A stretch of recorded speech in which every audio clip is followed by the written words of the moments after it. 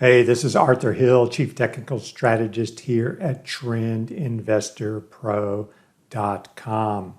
So you tuned in to our YouTube channel. If you like this video, please give us a thumbs up and consider subscribing.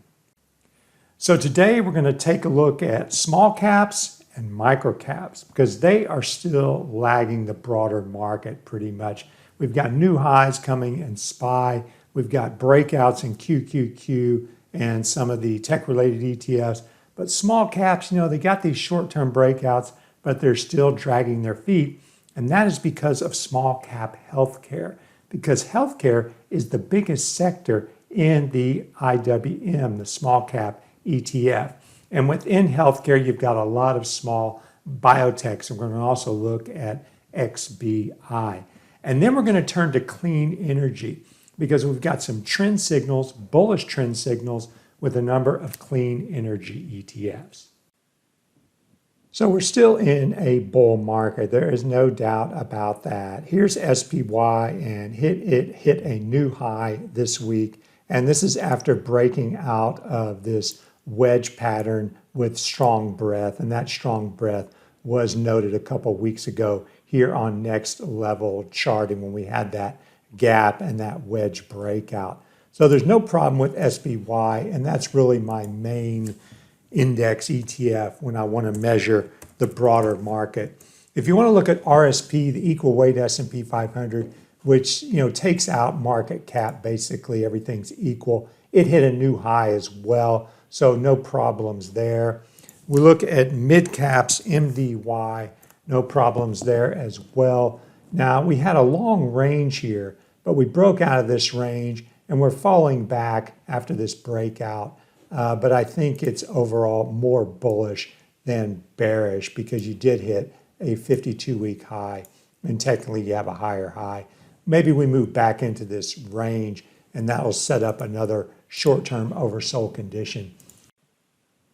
Now, small caps are still underperforming. Here is IWM, and there is the March high. We didn't exceed it in the summer and didn't even challenge it here in October. And you can see IWM, this is the high from early September, and it didn't get above that high either, kind of failed at it. So a lower high working. So small caps are really not the place to be. And I don't think they're the canaries in the coal mine. I don't think that bodes bearish for the broader market. I think the broader market is more based on large caps, the equal weight S&P 500, and maybe mid caps to some extent. If we go one further rung down in market cap, we see micro caps, and they are underperforming. There are the September highs and didn't even break above those highs or challenge them, and well below the March and the June high. So micro caps are lagging the more than even small caps. Now, if we want to learn why small caps are lagging, we have to dive into the ETF and see the biggest sectors in that ETF to learn more.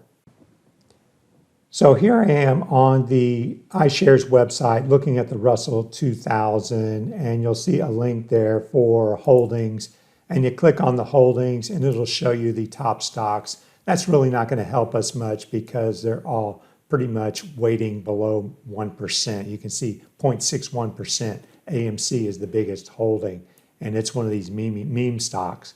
But if you look at the largest holdings, as far as these sectors are concerned, healthcare is by far the biggest sector in the Russell 2000 small cap ETF. 19.4%.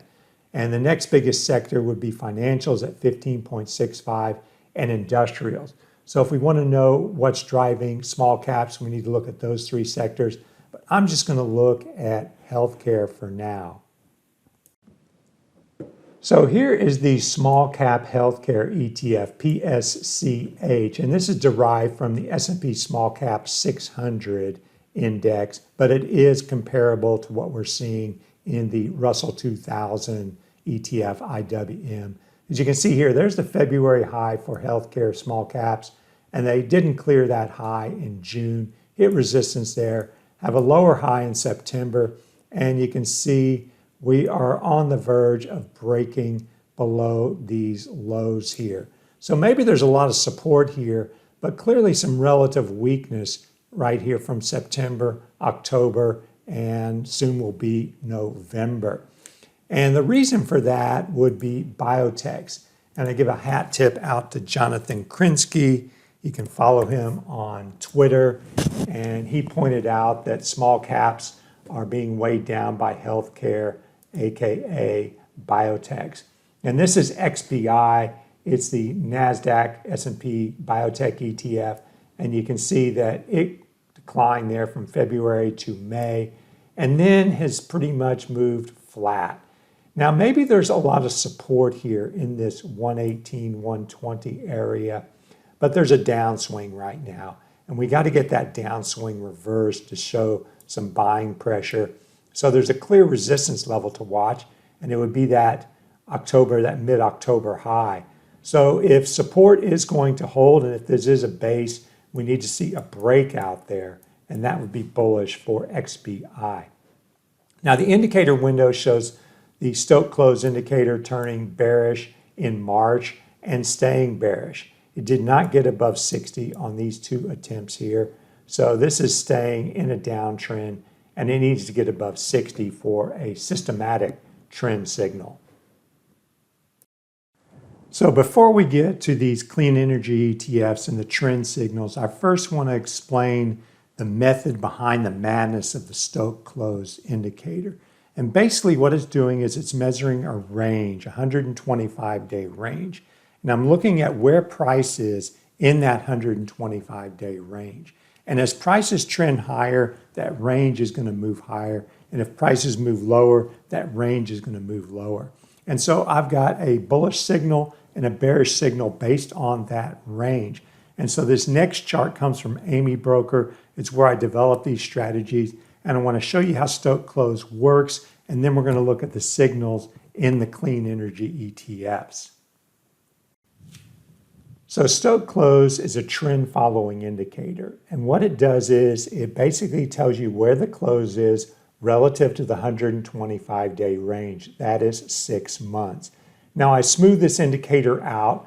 So I've got price bars in gray, and I've got the smooth 5-day moving average in blue. And smoothing out the price bars, the close by 5 days, really helps to reduce whipsaws and give you better signals overall.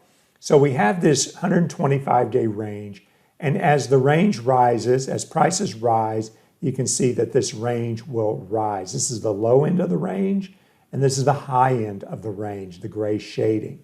And so if we look back here to April 2020, the green line is the 60th percentile. And so when you move above that green line, the 5-day moving average, you're clearly in the upper half of that 125-day range, which is the gray zone. So that is a bullish trend signal. And there's StochClose in the indicator window turning green to trigger bullish. And so it stays bullish until you move below the red line, which is the 40th percentile. Because when you move below the red line, you're clearly in the lower half of the 125-day range. Now, it's not a perfect indicator. No indicator is perfect. The 125-day setting is not perfect either, because you're never going to find the perfect setting. I mean, you might find that sometimes 125 days works, sometimes 190 days works, that's 9 months. I just like 6 months.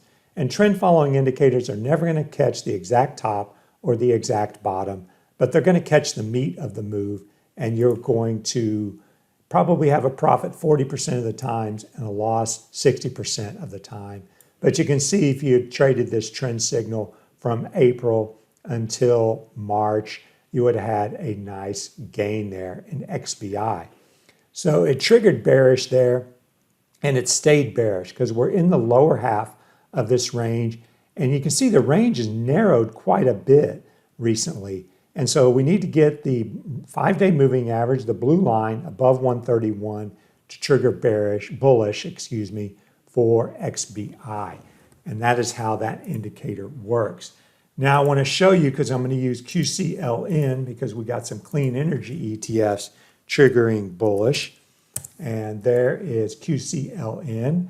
So you can see a huge run for this bullish signal from 2020. That was in May, and it lasted until May 2021.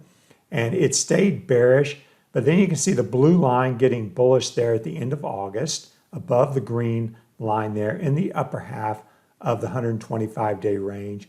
Held, stayed bullish there in October, early October, and is still on a bullish signal.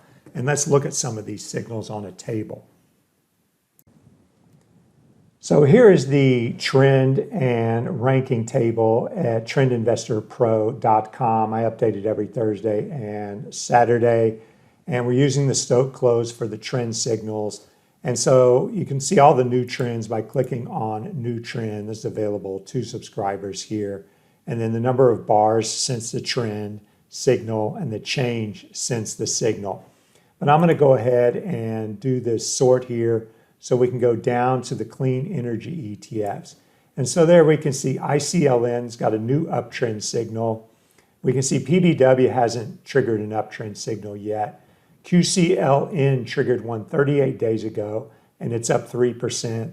TAN Solar Energy triggered one 7 days ago. It's up 1%.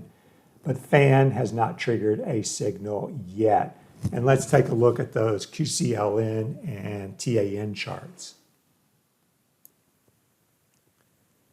So if you want to know more about these signals and the StochClose strategy, as well as follow these signals for our core list of 129 ETFs, be sure to check out trendinvestorpro.com. So here is QCLN, the Clean Edge Green Energy Index Fund, and Tesla happens to be the biggest component at 10%. But there you can see it triggering bullish there on August 31st. And then if we look at the price action, we can see a big triangle-like consolidation and a breakout working there. So it is a bit extended from 60 to 73. And you say, well, you know, I really don't like to chase things when they're overbought. I really like to wait for it to come back a little bit. So you can use this indicator. It's part of the Trend Investor Pro Indicator Edge plugin. And what it is the momentum composite.